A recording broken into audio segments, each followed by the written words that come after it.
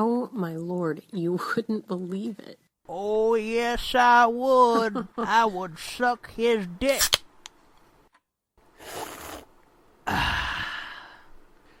So what are you ladies discussing?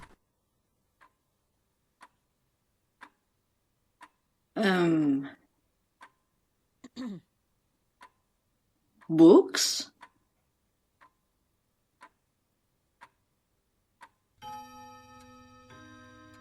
Welcome to the Nerd Blitz Book Club. Pull up a seat and pull down your pants. Listen to us read and go on rants.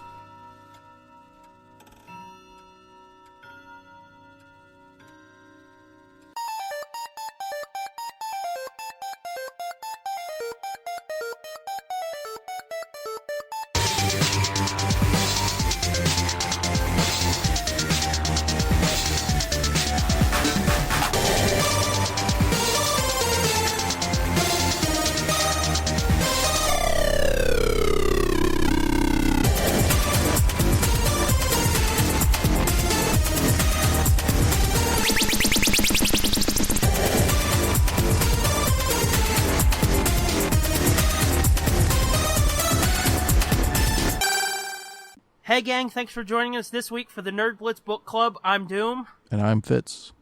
And we're back with chapters 9 and 10 of Star Wars Dark Disciple by Christie Golden. Right? Yep. Oh, you got quiet on me for a second. It's like, oh shit, did I lose him? No, sorry, I started reading the chapter again.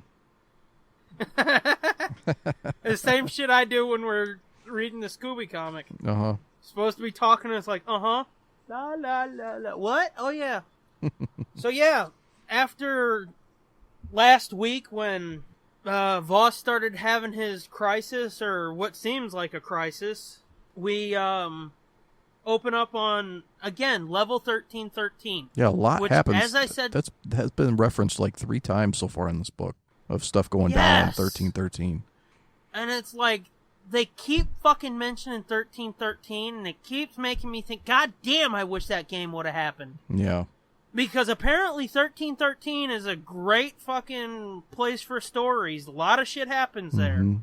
And apparently it's humongous. Like, later on in this chapter, I think, is they talk about Ventress's ship is docked in 1313, and there's actually, like, holes burrowed into the planet that are like shafts that go into level 1313 that ships can fly out of. So like they don't even have to leave the planet from the surface. They could leave from level 1313. They can come and go. Like traffic comes and goes into the core of the planet. Isn't that fucked up? Well, I mean, look at the surface of the planet. It's gotta be. Yeah, like height wise, I mean, like it must be, when you're like, I originally thought like all these levels, these underworld levels, they must be like, just a few stories maybe tall. Yeah. But that's, given some of the stuff they talk about in this chapter, like it must be like you can't even see the top. Like you can't see the bottom of the level above you. Yeah.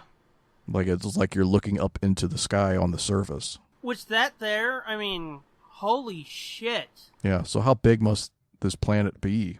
That's a fucking mind bender right there. That's the type of shit you'll go insane trying to figure out. Because it's like, think of our planet, and the further you go up, the harder it is to breathe. Think about how fucking hard it is to breathe on the surface. Oh, yeah. I'm sure they have, like, artificial atmosphere and all that kind of shit going on. What? I mean, in the old continuity, they used to talk about all the time how they controlled every single aspect of the atmosphere on Coruscant. Oh, right. Like, they changed the weather and stuff. Sun. Yeah. Yeah. But, like, they even brought the sun up and down when they needed it and wanted it. Oh, really? Because like, I think it was some sort of, like, reflector system, I think, because there was just so much packed on the planet and shit, and some parts of it wouldn't get sun because of how big it was, I think it was. Mm-hmm. So they would, like, control the sun, too.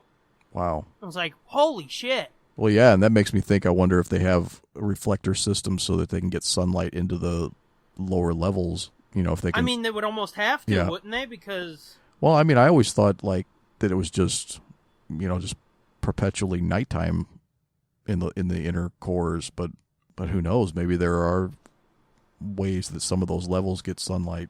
Yeah. Giant mirrors and shit. Yeah. So yeah, that's it. To think about the logistics of this planet, that'll fucking drive you insane. Well, yeah. I mean, it's obviously like so impossible that this could even exist. Well, I mean, yeah, but yeah, apparently so are lightsabers. But come on, it's fun to think about. Oh yeah, I wish I had a fucking lightsaber. Shit. Wouldn't it be awesome? That'd be fucking amazing. Dennis Miller had a bit before he became a total fucking crackpot, like when he was actually funny. I can't remember the joke, but it involved slicing bologna with a lightsaber at a deli or some shit. Okay. It was fun. I mean, it sounds fucking stupid, but it was funny the way he said it. Yeah. Like if lightsabers were real and people in our world had them, they'd be fucking using them for stupid shit like slicing lunch meat, and you know what I mean? Yeah. And it's true. There'd be videos on YouTube of people trying to shove a lightsaber up their ass or something. I don't think that'd be a very good idea. No, it wouldn't be, but there's fucking idiots out there that would do it. I mean, there's motherfuckers that put... It wouldn't even be a good idea to shove the handle up your ass. Totally, but I mean, there's people out there that fucking put Roman candles and shit in their ass. Why? I don't know. I don't know. Sound like they need to be Darwin Award winners. No shit. I mean, you ever hear that one episode of, I think it was Smodcast, where Kev was talking about the dude who put a jar in his ass and it broke? Yeah, glass ass, or whatever the name of that video was. Yeah, I guess. I don't know. I never watched it because I watched it. It was fucked up. I watched that. I watched the Mr. Hand video. That's fucking sincerely disturbing. Like, that's one of the more... Never seen that either. Whew. It's like, oh, no shit, the guy died. God damn. The horse had a good time, though. Oh, fuck, that's fucked up. So, yeah, Obi-Wan and Voss meet in a bar.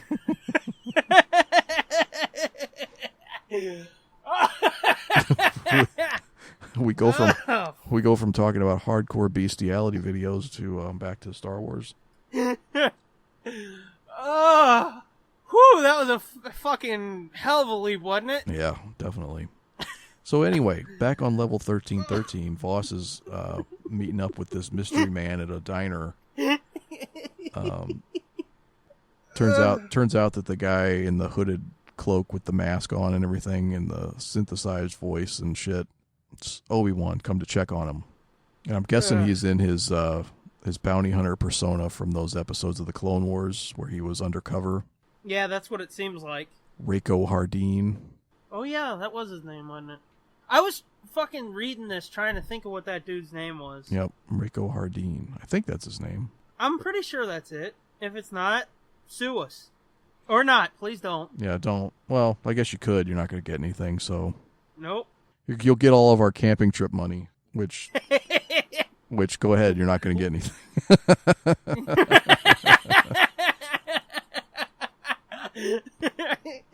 Plug! Obi-Wan tells him you're late, and Voss tells him you're impatient, and Obi-Wan tells Voss that the council's been putting pressure on him to get Voss to get off his ass and, yeah, so it makes you shit along. So it makes you wonder how much time has actually passed. We said in the last episode, like, that those training montages and the bounty hunt montages show you that time has passed, but yeah, this makes you wonder, like, how much time has actually passed if the council's like, this guy's not fucking showing results fast enough.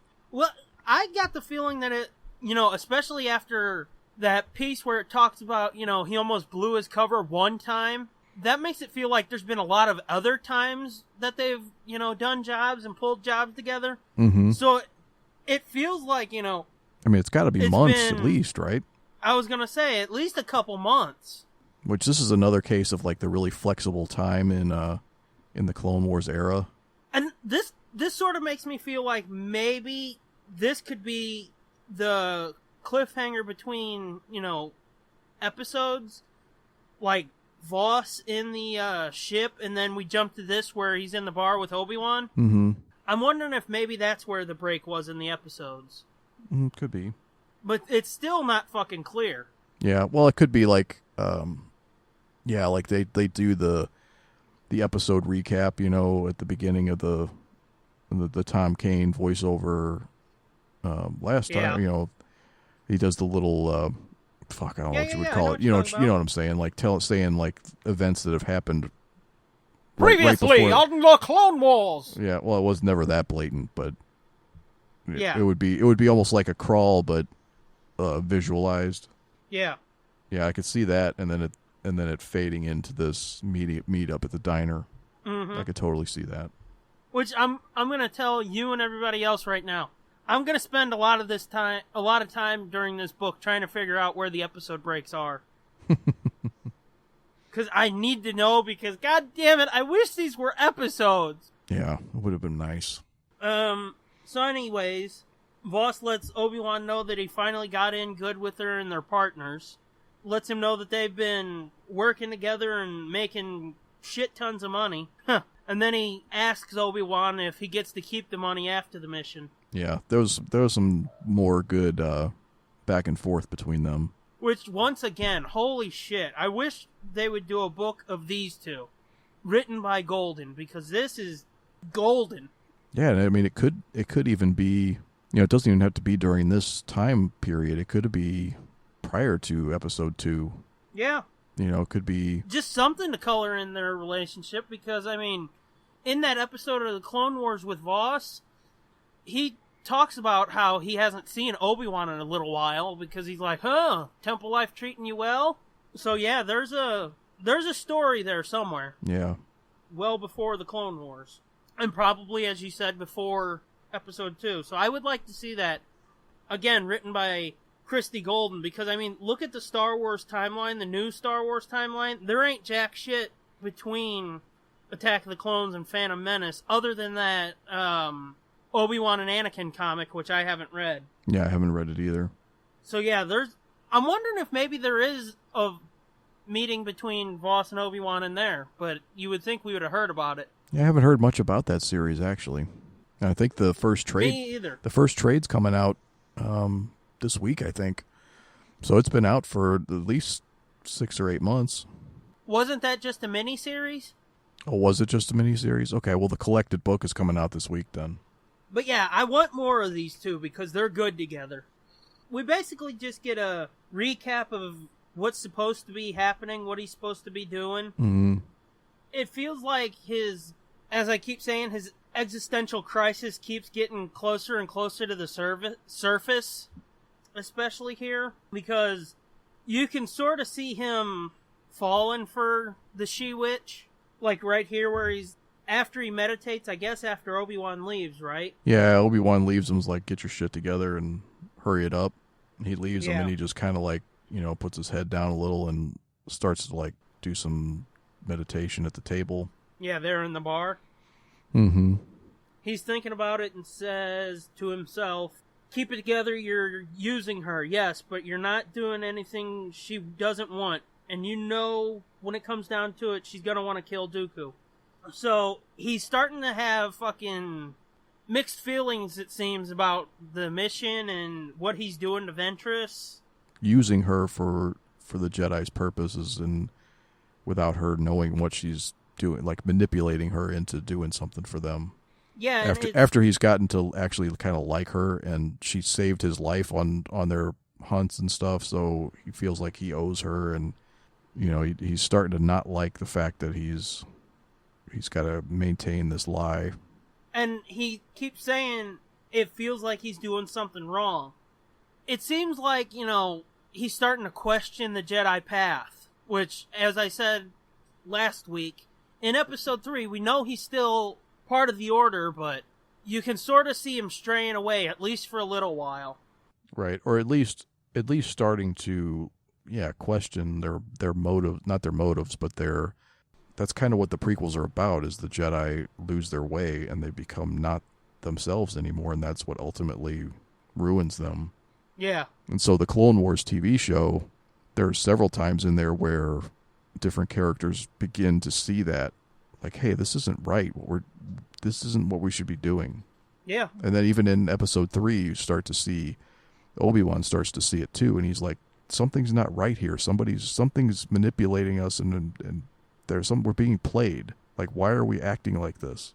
All these decisions we've made that are so wrong, we've been maneuvered into making these decisions. Into going so far that we need to get back to square one or something's going to happen, and then as we see, something happens. Yeah, it's too late. Once their head's all the way in the noose, they don't even see it until it's too late. Yeah, and he's starting to go down that path we've seen a few other Jedi take, where, you know, they're supposed to be non-committal to relationships and shit. Mm-hmm. You can sort of see him going down that path, and that makes me wonder if maybe that's why he's starting to have this crisis of faith with, you know, the tenets of the Jedi Order, too, you know? He's starting to get a little bit of an attachment to her. Yeah. Yeah, could be. Because, as we said, he's really starting to think about what he's doing to Ventress, and he's apparently forgetting about all the horrendous shit she'd done in the past. Yeah. You know? Yeah. Even if she has turned over a new leaf, he seems to be forgetting all the shit she's done because he's really worrying about, you know, what he's doing to her. And I guess, yeah, a Jedi should worry about fucking people like that. But, I mean, how many times has he done it before working undercover on the black market? He's fucked people over, you know, he had to have fucked people over tons of times. What's different about this time? And then we cut back to Ventress and learn that she's set up a meeting with the Pikes. Which, the Pikes, weren't those the long-necked fuckers with the flat faces? Mm-hmm. Yep. Yeah, they're like with the little tiny baby faces and yeah, shit? they're like a big crime syndicate, basically. Yeah. They control spice, or they're like spice runners, or spice dealers. Yeah, I'm trying to think. I think they had something to do with Sifo Dyas. Yeah. Didn't they? Weren't they involved in that? Yeah. Oh fuck! They were holding him. They were holding him prisoner. I think Dooku had them holding Sifo Dyas prisoner. Yeah, I think they were supposed to kill him, but they kept him as an insurance held him policy. Hostage, yeah, and he kind of went nuts. Right, and that was in one of the Lost missions, the season 6 of the Clone Wars, right? The partial season. And then they were previously in there when in season 5 when Maul was setting up his takeover of the underworld to get back at Obi-Wan. Oh, right. Where he lined up the Mandalorians, the Pikes, Black Sun, and didn't he get the Hutts in line too? Yeah, it could be. So yeah, the Pikes. The Pikes have a lot of history. Yeah, the Pikes are a big deal. They're a big crime family, like the Black Sun and the Hutts. Mm-hmm. So yeah, so she lines up a job with them. I guess they're one of the leaders of one of their. I guess there's lots of different factions within the Pikes. And this is like there were different mafia families. I guess there's different families within the Pike syndicate or organization. So they've lined up a job with one of the leaders with the leader of one of the families. They get to the planet and Marg Krim, is that his name? Is that the leader? Marg Krim. Yeah, his little major domo Fife. He meets Ventress on the landing pad. And apparently, Ventress has had dealings with this dude and the Pikes as a whole a few times. And Fife is surprised to see that Ventress has a partner now. Yeah, at first he's a little like, who the hell is this? And then after that, it was almost kind of like it was almost funny to him that, like, this is your partner? Since when do you have a partner? She kind of tries to explain away Voss real quick so they don't get suspicious because apparently, even though she's worked with other hunters before, she's known to work alone, as she made clear before. Mm-hmm. She explains Voss away, and they kind of buy it, or, let it slide. And this dude's Fife starts explaining to her what the problem is, which is the Black Sun's been trying to move in on the Pike's game. The Pike leader, I think, again, is Marg Krim. His family has been kidnapped. His mate and his 2 younglings have been captured by Black Sun enforcers or whatever, and taken to Mustafar.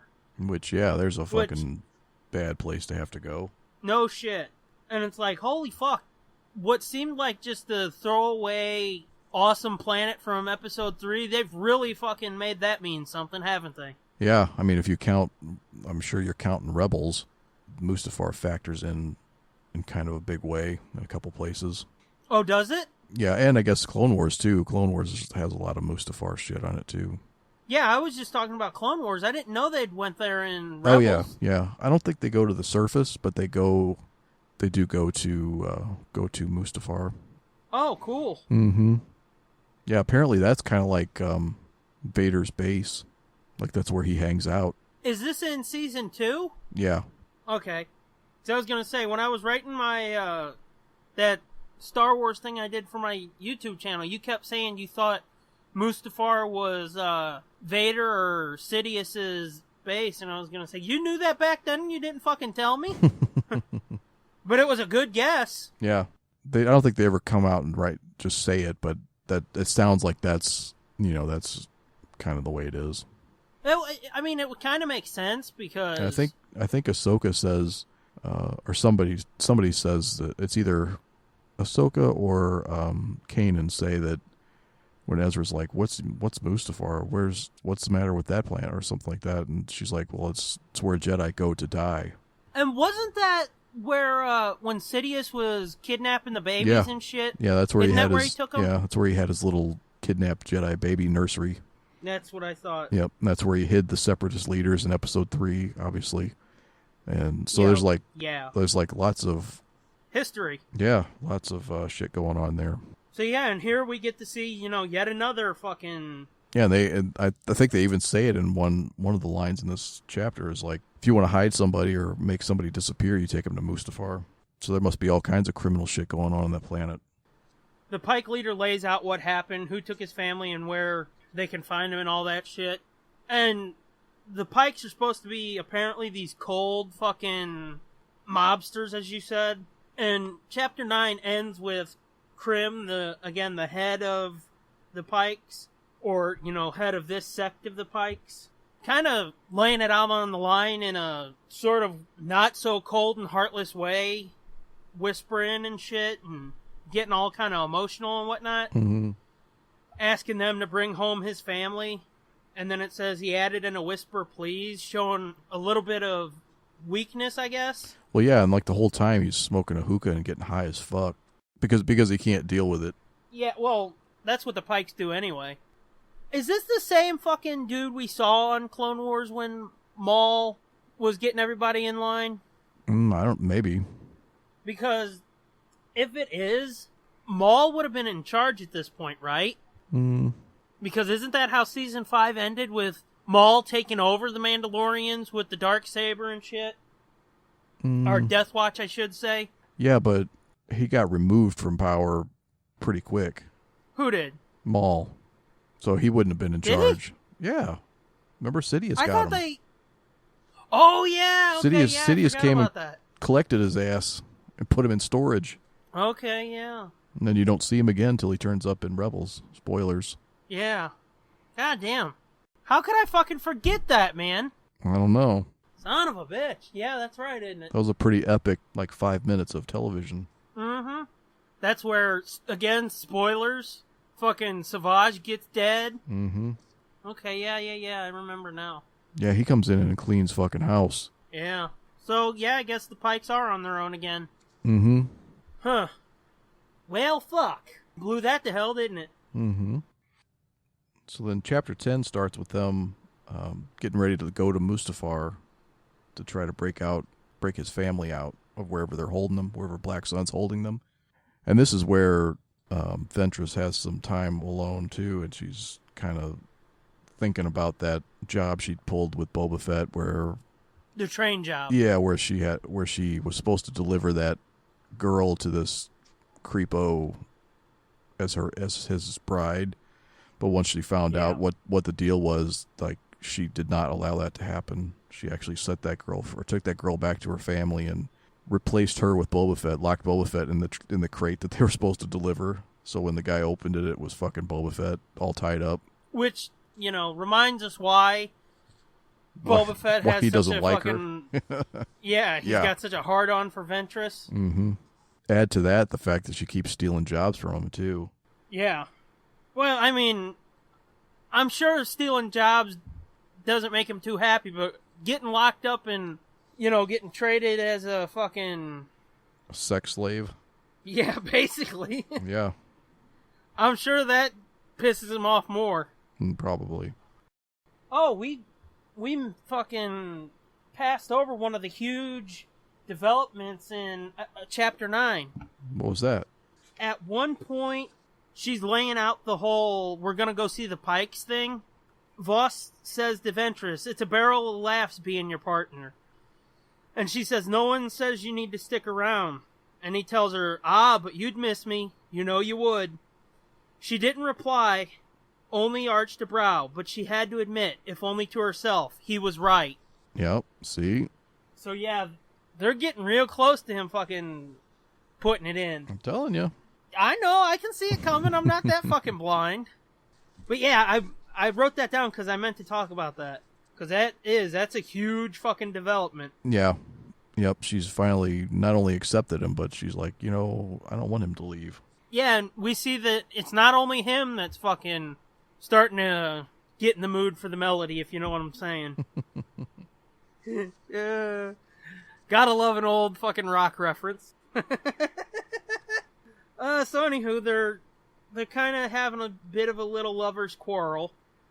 And she tells him to shut up and put in the coordinates to Mustafar.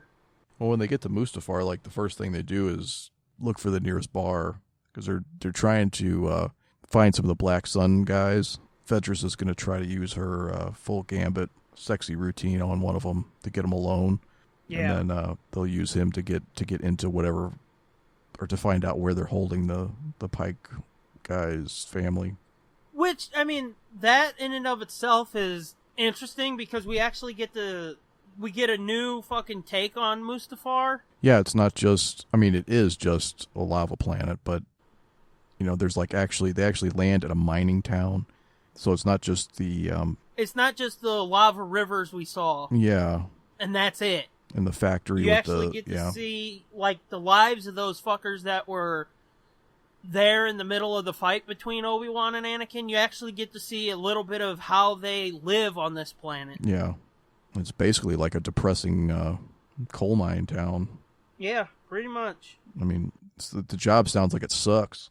Oh, no shit. But I was surprised. Ain't no way in hell I'd want to do that. Yeah, I was surprised, though, that it was, workers from, all over, races from all over the place. Not just the Mustafar people, but, there were people from all over that came there to work. Yeah. Yeah, that's interesting to see that, other species can hold up to the heat. Mm-hmm. But it says here that the locals wear breathing masks when they're near the lava so they don't get fucking knocked on their asses by from the fumes, yeah. Fumes and shit. And that kind of makes them stick out because they decide not to wear masks when they go into town. And they rent these giant fucking fleas. Yeah, Holy lava shit. fleas. Isn't that weird? Yeah. And it's another case of, goddamn, I wish these were episodes because I'd love to see what they look like. Yeah, what does a lava flea look like? Uh-huh. It's like back in the old days, any creature they talked about in a book, like they did these essential guides where they put all of these characters and species in it, or at least most of them. Mm-hmm. So you could go look at those essential guides and see what these fucked up critters looked like. I don't know if they've done anything like that so far for the new continuity. Yeah, I'm not sure. I miss that type of shit. Yeah, I don't think they must have, because half the stuff that I've looked up in this book that was made for this book, there's no supporting images online. So, mm-hmm. And if these were episodes, they had to have at least had concept art. Oh, good point. Well, but maybe not. Who knows how, who knows how far along they could have the script way before they did any kind of, they must have the script before they do any concept art, so they might have had that script done and on the shelf. 8 finished scripts? You're not working on concept art yet? Yeah. Especially for these first 2 episodes, Yeah, true. You would think that they would have something. And even not, just fucking have somebody, Filoni or one of the other designers on the show, tell them to take 5 seconds away from Rebels and work on a book like this, because that's, with like episode 7 and all the new shit they introduced in that too, there's a lot of new creatures you can fucking show off, you know? Mm-hmm. And give us more information on. Because like I said, that Essential Guide, that and the old Star Wars Atlas, which I read recently, they're actually going to be putting out a new Atlas. When I read those old continuity books, I keep those right on hand. So if, you know, there's some kind of creature or they mention a planet, I can look it up and I can better visualize it, you know? Yeah. Visual aids, if you will. Yeah. I'd love for them to do something like that for the new canon. Because there are so many fucking designs in that old Essential Aliens and Creatures guide that would be good to bring into the new canon. Like, I mean, there were some creatures that were like raptors. They look like dinosaurs. You can throw that away. But some of the other ones, like I said before, the Nelvins and whatnot, giant wolves from the micro series, bring them back. They looked cool. But anyway, lava fleas. They rent some of those and they head off to that bar. Ride them into town. Yeah. Which, that's got a Western feel to it, don't it? Yeah, it did when they were like renting like beasts to ride. You know, they hopped off to town. Mm-hmm. Two strangers ride into an unfamiliar town and stir shit. Yeah, and I'm sure that's exactly how they would have played it on the show, too. Yeah. It would have been just like a Western-y type setting. So they get into the bar and they find the Black Sun jerk-offs. Mm-hmm. And Ventress gets to work with her sexiness. Yeah, and it doesn't take much to get this guy's popping a rod either. Or one of my new favorite phrases that I picked up from you. Doesn't take long for his turkey timer to go off. Yep. Yeah, he's hot and ready to go. So I thought this was kind of fucked up, man. She like takes him to the bathroom. Yeah, that's what I was gonna say. Wasn't it in the bathroom? Because I wasn't exactly sure. She's like, "Hey, let's get out of here," and so he goes with her. She takes him to the fucking bathroom, like they're gonna fuck in the bathroom or something.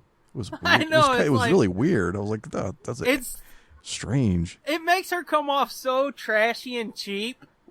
Well, yeah, but I mean, just that situation in a Star Wars show or book or whatever. I it's know. like that's fucked up. Like that's fucked up. But anyway, it doesn't get to that. Awesome to see. Yeah, it doesn't get to that though, because as soon as they get into the bathroom, Voss is waiting for him, and he fucking knocks his ass out. And I'm not sure, but at one point, didn't he fucking knee the dude in the nuts? Or was, oh no, I guess he kicked him in the knee. Yeah, he busted his knee, and then they got him on the ground and basically tortured him, or he got him in some kind of pressure point jujitsu hold and was like gonna pop his shoulder out or something. He was like leaning on his shoulder and, you know, torturing him to make him talk, tell him where they were hiding the hostages. Yeah. Again, Ventress, she's being a little too fucking... Even when, you know, they've got the dude on the floor, the greasy, piss-covered floor, she's still being all sexy and shit. And it's like, oh, God, no. But yeah, they ask where the hostages are and find out they're in a main house that didn't they see on their ride into town? Probably, yeah. And he lets them know where they're at, and you really see in this whole, hey, let's take the dude to the bathroom and beat the shit out of him, that these two are, at this point, a well-oiled machine. Yeah, their plan worked perfectly. Like, yeah, she set him up and Voss knocked him down. Uh-huh. The dude's not wanting to say, you know, give all the details on it, so she pops out her lightsaber and puts it up against his head or whatever. Mm-hmm. And he finally breaks down and lets them know exactly where in the house they are and how many guards there are. Mm-hmm. Before she fucking pops him into mush and knocks him out. And then we see right here Voss's influence on Ventress. Yeah, because she was planning to kill him, and Voss talked her out of it. Because he convinced her that they didn't want to have the Black Sun after them for a murder. Which and it's like, good you know thinking. that's not exactly why. Well, no, but it's still, it's good thinking. I mean, oh, yeah, that still wouldn't have perfect been a good thing. excuse. Oh, no, not at all. But yeah, it's perfect excuse to be like, hey, let's not kill him, honey. Mm-hmm. And then fucking Voss starts, licking her snatch a bit. Not literally. Not yet. When he's... Yeah.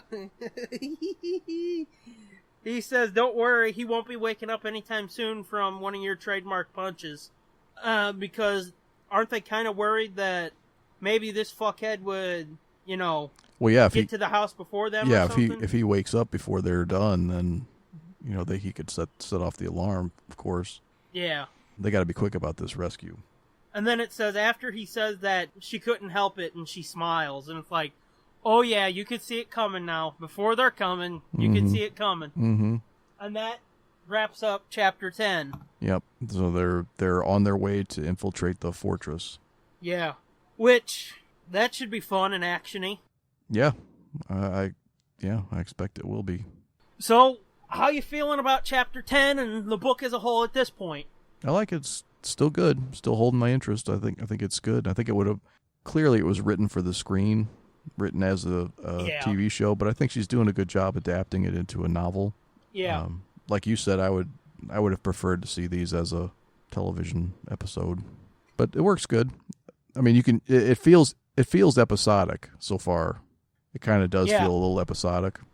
But it's still hard to tell where the breaks are, yeah, I'm not saying, you can't really tell where the breaks are, but it's like the story points so far are, Yeah. It's smooth. Yeah. And yeah, she is. She's doing a great job so far of making it all seem natural. Yeah. I guess is the right word. Yeah. Well, and like you said, I think we talked about this in an earlier episode too, but you said that it's possible that these 8 episodes, and it's probably likely since there's so many episodes, they probably didn't intend them to all air in a row. Yeah. So it was probably like 3 or 4 episodes, and then some other Clone Wars shit would happen, and then later in the season, or possibly the season after that, then they would do some more of these scripts. So yeah, that'll be interesting to see later on exactly, because I don't think that if they were gonna break it up, which is what I think, I don't think that it would be like they go on the mission to kill Dooku, they get distracted on this whole Pike thing, and then the arc ends, and then they pick up the arc later where they're going after Dooku again. Yeah, I mean, I think that's probably what's going to happen.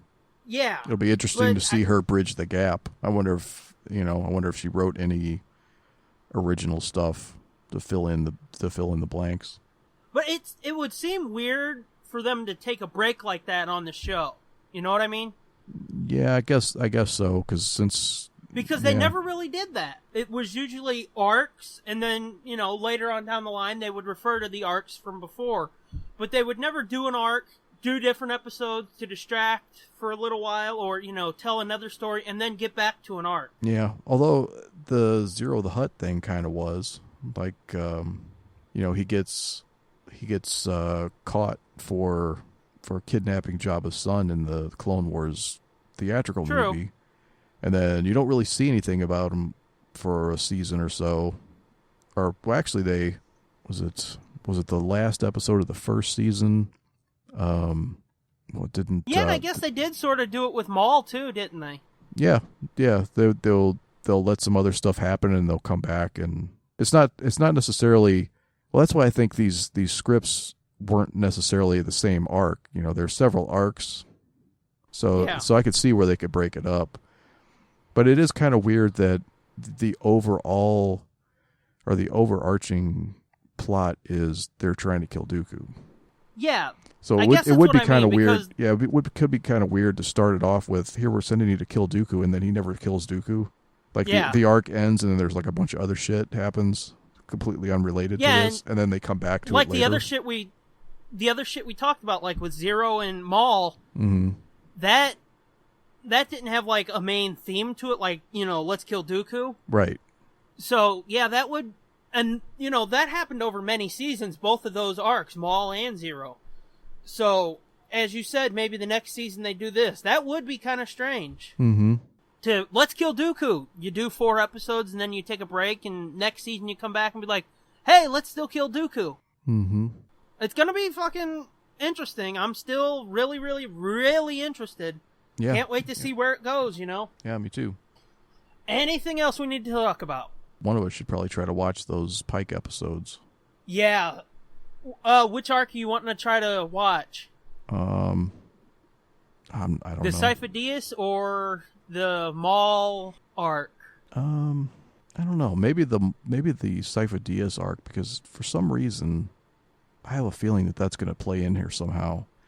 Because Dooku really fucked the Pikes over at the end of that arc. Yeah. So I don't know. It seems like the Pikes would be almost seems like that's a purposeful choice that they're involved in this when they're also involved with Dooku. So yeah, I would say if you watch any of them, I would watch that one. Are you going to try to watch them too, or are you just going to put that on me? Well, I can't promise anything, but I mean, I intended to watch the other arcs too, but I didn't get around to it. Well, that episode with Voss, that's one episode of an arc. Yeah, right. In season 3, if anybody wants to watch that like I did, which I guess I'll try to read that Pike arc for next week, and I'm going to try to read this... those short story. Yeah, the short story in the back of my paperback that I talked about last week. I'll have to try to see if I can find that online. I'll bet somebody's put it up. Since we've talked about it last week and this week, let me just give everybody the title, because I don't think I did that. It's Kindred Spirits by Christie Golden, and it was originally published in Star Wars Insider number 159. Oh, right. Yeah, that's right. So, yeah, it's almost got to be online somewhere. Do they post those short stories online, or do you know? I think they do. I think it's on StarWars.com probably. Oh, really? I think. Well, if you find that, send me a link. Okay. Because right when I quit getting an Insider is when they started putting short stories in it again. Oh, yeah. So, I would love to be able to keep up with those. Yeah, and they're all canon. They're all new canon, all those short stories, which I thought was fucked up. That's actually where the first new canon story was an Insider. Yep. Because I think 1 month they had the last story of the old canon, and then the next month they had the first story of the new canon. Yeah. So, yeah, that's pretty fucking cool.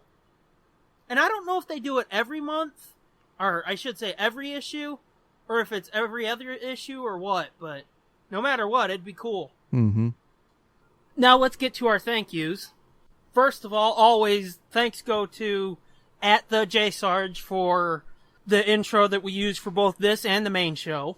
I mean, we're like, almost 20 times we've used it now. Still fucking works, man. Yeah.